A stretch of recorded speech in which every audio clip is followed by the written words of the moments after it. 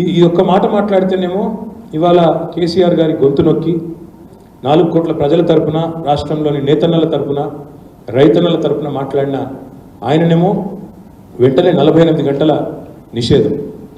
అదే మరి ఈ రాష్ట్ర ముఖ్యమంత్రి రేవంత్ రెడ్డి, ఆయన మీద మేము ఇప్పటికీ 8 కంప్లైంట్లు ఇచ్చినాం.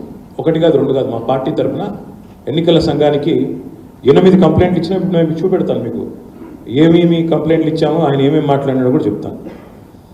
10 ఏప్రిల్ నాడు రేవంత్ రెడ్డి మాట్లాడిన మాటలు చాలా చాలా దారుణంగా, తుక్కుగూడ అనే మరి సభలో మాట్లాడిన మాటలు ఒకసారి వినండి.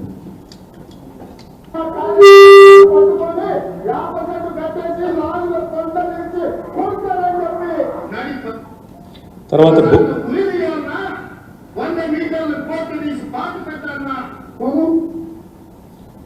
ఉరిదియాల, లాగులో తొండలు వదిలాల, ఇంకా ఇంకా ఉన్నాయి చాలా. ప్లే చేయండి వసతి.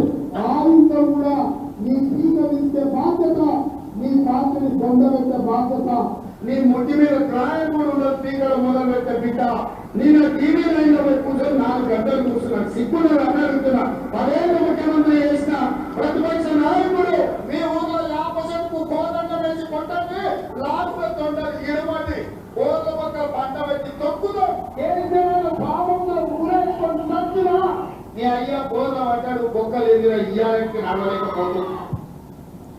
మరి ఇవన్నీ ప్రవచనాలు, ఇవన్నీ సూక్తులు, నీతి సూక్తులు, చాలా మంచి సుభాషితాలు. ఎలక్షన్ కమిషన్కి ఏమో ఇవి చాలా చక్కటి సుభాషితల్లా వినబడతా ఉన్నాయి. ఇంతకంటే దారుణంగా మాట్లాడినాడు రేవంత్ రెడ్డి. కేసీఆర్ తల నరకండి, కేసీఆర్ తల నరకండి, కేసీఆర్ తల తెగ్గోయండి, ఇట్లాంటి మాటలు కూడా ఈ ముఖ్యమంత్రి మాట్లాడిన మాట. ఇవేవి కూడా ఎలక్షన్ కమిషన్కు కనబడదు. ఇవేమో ప్రవచనాలు, సూక్తులు, సుభాషితాలు.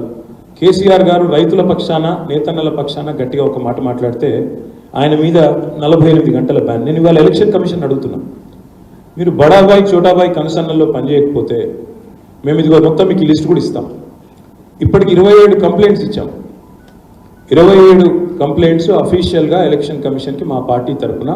ముఖ్యమంత్రి రేవంత్ రెడ్డి మీద 8 కంప్లైంట్స్, మరొక 19 కంప్లైంట్లు మిగతా వాళ్ళ పార్టీ నాయకులు, వాళ్ళ వైఖరి మీద, వాళ్ళ మాట్లాడుతున్న మాటల మీద మరి మేము ఇవ్వడం జరిగింది. మొత్తం మీకు ఇస్తాం. పట్నం సునీతా మహేందర్ రెడ్డి, ఉత్తమ్ కుమార్ రెడ్డి, పొన్నం ప్రభాకర్, జూపల్లి కృష్ణారావు, రఘునందన్ రావు అనే బీజేపీ నాయకుడు, మొత్తం కలిపి 27 కంప్లైంట్స్ ఇచ్చాము. ఒక్కటంటే ఒక్కదాని మీద కూడా యాక్షన్ లేదు. కేవలం కొండా సురేఖ గారు ఏదైతే ఒక్కటి మాట్లాడినారో దాని మీద మందలింపు, సెన్షన్, ఒక్కదాని మీద మాత్రం మందలింపు తప్ప ఈ రోజు వరకు ఒక్కటంటే ఒక చర్య కానీ, వారి ప్రచారాన్ని నిషేధించడం కానీ, ఇంకోటి కానీ కాదు. ఇవాళ వాస్తవం ఏంటంటే కేసీఆర్ గారు బయటికి వచ్చేసరికి, ఆయన బస్సు యాత్ర ప్రారంభించేసరికి ఇవాళ రాష్ట్రంలో కాంగ్రెస్కు, అటు కేంద్రంలో ఉన్న బీజేపీకి ఇద్దరు కూడా దడ పుట్టింది. ఎందుకంటే రోజు వాళ్ళకి డే టు డే రిపోర్ట్స్ వస్తాయి. స్టేట్లో ఇంటెలిజెన్స్ రిపోర్ట్స్ ఉంటాయి, కేంద్రంలో ఐబీ రిపోర్ట్స్ ఉంటాయి. కేసీఆర్ గారికి ప్రజలు బ్రహ్మరథం పడుతున్నారు. ఆయన సభల్లో వస్తున్న స్పందన, రోడ్ షోలకు వస్తున్న ఉత్సాహపూరితమైన వాతావరణం, ఇదంతా కూడా వాళ్ళకు కంటగింపుగా మారింది. ఎందుకంటే 2014లో బడాబాయి చేసిన మోసం, 2023లో చోటాబాయి చేసిన మోసం, కేసీఆర్ గారు పూసగుచ్చినట్టు వివరిస్తూ ప్రజాక్షేత్రంలో ఎండగడుతుంటే వాళ్ళు మరి తట్టుకోలేక ఇవాళ గ్యారంటీలను వదిలేసి చోటాబాయి గారు చేస్తున్న విన్యాసాలు, బూతులు, ఇవన్నిటిని ప్రజలకు విడమర్చి చెప్తుంటే తట్టుకోలేక ప్రజల దృష్టి మలచడానికే ఇదొక పన్నాగం అనేది మా పార్టీ యొక్క స్థిరమైన అభిప్రాయం.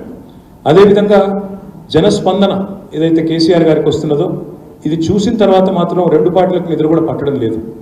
సర్వేలు వస్తున్నాయి కొత్తగా, 8 నుంచి 12 సీట్లు గెలిచే అవకాశం బీఆర్ఎస్ పార్టీకి ఉందని. నిన్న మొన్నటి దాకా వీళ్ళిద్దరు ఎగిరెగిరి పడ్డారు, మేము ఒక్క సీటు కూడా గెలవనివ్వం కేసీఆర్ గారిని. కానీ ఎప్పుడైతే కేసీఆర్ గారు బస్సు యాత్ర ప్రారంభమైందో మరి అప్పటి నుంచి వీళ్ళిద్దరిలో కూడా కలవరం ప్రారంభమై బడాబాయి చోటాబాయి ఇద్దరు కూడబలుక్కొని ఇవాళ ఎన్నికల వేళ బీఆర్ఎస్ని, మా నాయకుడు కేసీఆర్ గారిని ప్రజల దగ్గరికి వెళ్లకుండా 48 గంటలు ఆపాలనే ప్రయత్నం ఏదైతే చేసినారో ఇది పూర్తిగా అప్రజాస్వామికమైన చర్య. ఇది తప్పకుండా రాష్ట్ర ప్రజలు దీనికి ఓటుతోనే జవాబు చెప్తారని నేను అనుకుంటా ఉన్నాను.